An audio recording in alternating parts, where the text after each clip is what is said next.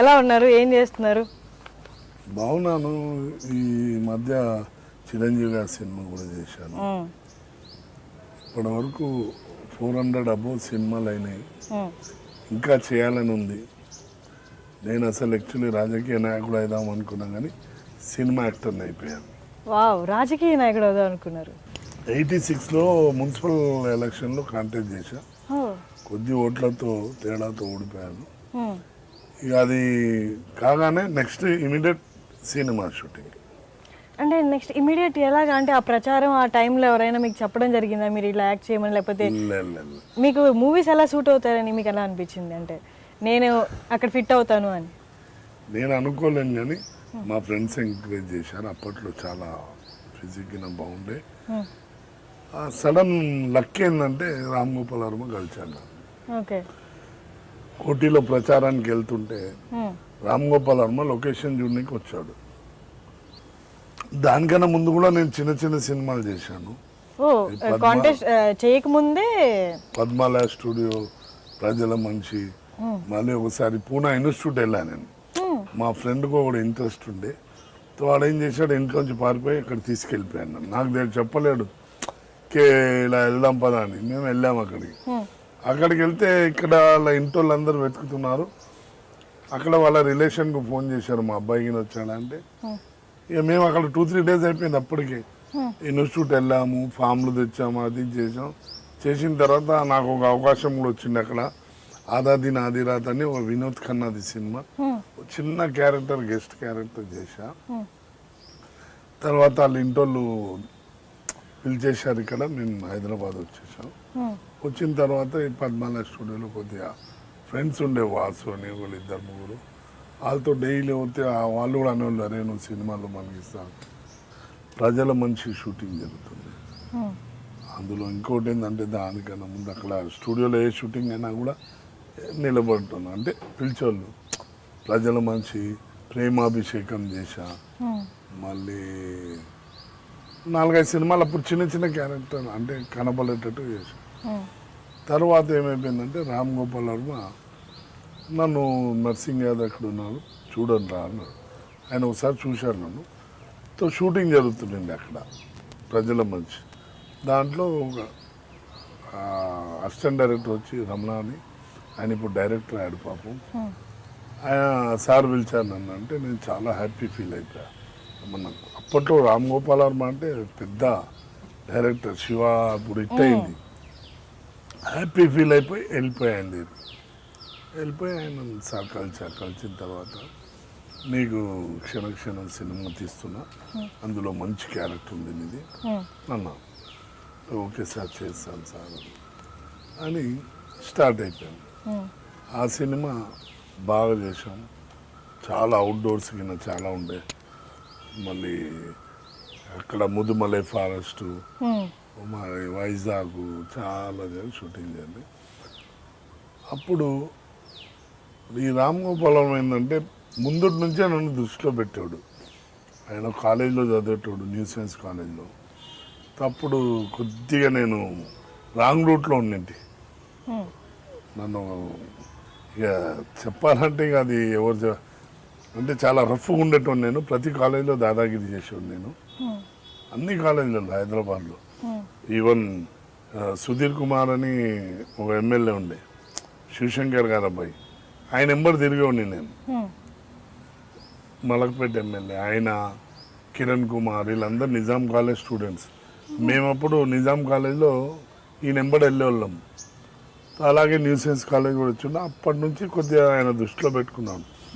Nursing Yadav అంటే ఏంది అన్నట్టు, కొద్దిగా రఫ్ మంచి అదంటే అది ఇవి అని దృష్టిలో పెట్టి క్యారెక్టర్ ఇచ్చారు.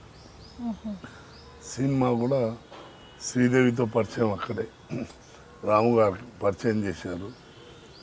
ఆమె కూడా నన్ను ఆ సినిమాలో చాలా ఎంకరేజ్ చేసింది. ఎప్పుడు ఆమె తోడే ఉండేవాడు. నేను ఎక్కడైనా వెళ్ళినా, ఫారెస్ట్ వెళ్ళినా, ఎక్కడ వెళ్ళినా పిలిచేది.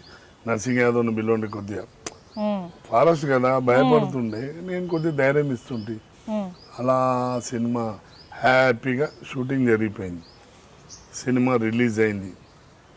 ఆ సినిమా రిలీజ్ అయిన తర్వాత నాకు ప్రతి ఊరు ప్రతి దేశం నుంచి ఫోన్లు వచ్చాయి, మంచి క్యారెక్టర్ చేసావు, మంచి ఇది ఉంది అని. చాలామంది నాకు సినిమాల్లో నీకు మంచి ఇది ఉంది, భవిష్యత్తు ఉంది, వదులుతాను.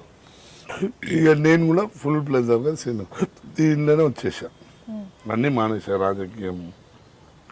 లేకుంటే ఈ పాటికి ఎమ్మెల్యే అయ్యేటోని. మా బ్రదర్ కార్పొరేటర్ శంకర్ యాదవ్ అని, సుల్తాన్ బజార్ కార్పొరేటర్, ఆయన అందులోకి వెళ్ళిపోయాడు, నేను ఇందులో ఉన్నా. అలా అలా అలా చాలా సినిమాలు చేశాను నేను.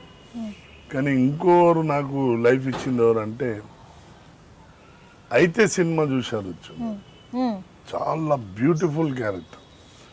అయితే వరకు ఏముండే అంటే, నేను క్షణక్షణం లాగానే ఎస్ బాస్ నో బాస్ లాగానే ఒక విలన్ పక్కన రైట్ హ్యాండ్ లాగా ఒక 10 మందిలో 5 మందిలో అట్లా ఉండేవాడిని నేను. నర్సింగ్ యాదవ్ అని తెలిసిపోయింది, కానీ నటన అనేది ఏందో జనాలకు వెళ్ళలేదు. ఆ సినిమా రిలీజ్ అయింది, అయితే cinema first phone Prakash Raj phone చేశాడు, ఏరా రే నీలో చాలా నటన ఉందిరా, ఎక్కడ దా పెట్టావురా అన్న. లేదు సార్, చేయించారు సార్ అతను, మన ఎల్ఎన్టీ చంద్రశేఖర్ ఎల్ఎన్టీ గారు చేయించారు సార్ నాతో. ఆ తర్వాత జయప్రకాష్ కూడా ఫోన్ చేశాడు, చాలా మంది ఫోన్ చేశారు. చాలా బాగుందిరా ఆ సినిమాలో క్యారెక్టర్. అయితే మీరు చూశారు, అయితే పెద్ద పెద్ద డైలాగులు కొట్టాను. అసలు అప్పటి వరకు చిన్నది తెలియదు సార్, నో సార్, అదే అలా అనేటోడిని. ఒకేసారి అంత పెద్ద డైలాగ్ కొట్టే వరకు అక్కడి నుంచి ఒక క్యారెక్టర్ ఆర్టిస్ట్గా, అంటే క్యారెక్టర్ అంటే నేను యాక్చువల్లీ విలనే. మీకు ఇంకో విషయం తెలియవచ్చు, విలన్స్ అంటే చాలామంది, మీరు విలేజ్లలో వెళ్ళండి, సినిమాలో స్క్రీన్లో చూడండి, రాజనాల కానీ ఎవరైనా కానీ సినిమాలో స్క్రీన్ మీద రాగానే లేడీస్ అందరు ఏం చేస్తారు తెలుసా, వచ్చాడ్రా, సారీ ఉదయం అన్నావు, దొంగ సచ్చినోడు వచ్చాడు, సావట్రీడు, అమ్మాయిని పట్టుకెళ్తున్నాడు రా, దాన్ని చంపాడురా, నేను చంపాడురా అని టోటల్లీ అవాయిడ్ చేస్తారు. అంటే విలన్ అంటే ఒక పెద్ద రగ్గడాడు అన్నట్టు, వాడు పుట్టుకతోటి అలా ఉన్నాడు అనుకుంటారు, కానీ సినిమా అని అనుకోడు.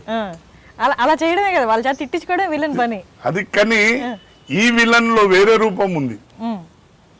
నేను ఎందుకంటే నేను చాలా మట్టుకు స్టార్టింగ్ నుంచి క్షణక్షణం కానీ, క్షణక్షణంలో కూడా తెలియదన్నా ఈ పామవరదా అంటే తెలియదు సార్, అలా ఇన్నోసెంట్ క్యారెక్టర్ చేసినప్పుడు కొద్దిగా జనాల్లో ఆకారం ఇంత ఉంది, కానీ వీడు చాలా ఇది రా అన్నట్టు. అది ఇమ్మీడియట్ నెక్స్ట్ బలంగానే ఏం పడ్డదంటే గజేంద్రుడు. నేను ఎలిఫెంట్తో ఫైట్ చేస్తాను, చిన్న చిన్న పిల్లలు కొట్టాడు అలా అన్ని ఎంజాయ్ చేశాను. అది కాగానే ఇమీడియట్ ఏమైపోయిందంటే మాయలోడు, అన్నా కప్పలు వచ్చాయన్నా, మనం కప్పల వ్యాపారం చేద్దామా అన్న అనేటోడు నేను. అనే వరకు జనాల్లో నర్సింగ్ కప్పల వ్యాపారం చేస్తాం అని అలా సినిమా చూసి బయటకు వెళ్ళే వరకు. సో ఇలాంటి సినిమాలు పంచులు పడే వరకు ఏమైపోయిందంటే ఒక కామెడీ విలన్గా అయిపోయాను నేను. కామెడీ అంటే నేను ఒక్కోసారి ఏడ్చుకుంటానమ్మా. పాపం మొగుడు పెళ్ళాం స్కూటర్ మీద వెళ్తుంటే నేను కూడా వాళ్ళ పక్కన ఏదైనా ఓవర్టేక్ దగ్గరికి వచ్చామని అనుకో, ఇలా వాళ్ళ వైఫ్ చూస్తుంది, అరే నర్సింగ్ యాదవ్ మళ్ళీ మొగోడికి చెప్తుంది, చూడండి నర్సింగ్ యాదవ్ వెళ్తున్నాడని. అంటే నేను ఎంత ఆనందం పడాలి. ఒక మాట, ఒక ఫ్యామిలీ నాకు ఇంత ఇది ఉందని గుర్తుపట్టడం. అవరు ఇంకోటి ఏంటంటే, సినిమాలు చూసే పెద్దోళ్ళు ఉంటారు, ముసలోళ్ళు ఉంటారు, చిన్న పిల్లలు ఉంటారు. నాకు ముసలోళ్ళు కూడా కానీ నర్సింగ్ బాగా చేసావురా, నువ్వు చాలా సినిమాల్లో బాగా చేసావురా అంటారు. చిన్న పిల్లలు కూడా ఆడుకుంటూ నేను ఏ కాలనీలో వెళ్ళాను అనుకోండి, నాకు ఫ్యాన్స్ పెద్దోళ్ళ కన్నా ఎక్కువ చిన్న పిల్లలు. ఎందుకంటే ఇదే మన మాయలోడు, గజేంద్రుడు ఇలాంటి సినిమాలు వచ్చాయి కదా, ఆ పంచుల దిక్కేని ఒక కామెడీ విలన్గా, పెద్ద రగ్గడ్ విలన్ కూడా కాదు, అది కాదు. అలా నా లైఫ్ అనేది, నాకు గుర్తింపు అనేది ఇలాంటి సినిమాలు, ఇలాంటి ఒక కామెడీ విలన్ అని ఒక ముద్ర పడ్డదమ్మా. నేను ఏమి చేసినా కానీ సినిమాలో కనబడ్డానంటే చాలు వచ్చాడు నర్సింగ్ యాదవ్ అంటాం. అంటే వేరే నేను అన్నట్టు రాజనాలలాగా కాదు, ఎవరే వచ్చాడు అలా అనుకోకుండా ఒక ఏదో నవ్విపిస్తాడు, కొద్దిసేపు అన్న మనం ఎంటర్టైన్మెంట్ చేసి బయటికి వెళ్ళొచ్చు అన్నట్టు ఫీలింగ్ ఉంటుంది.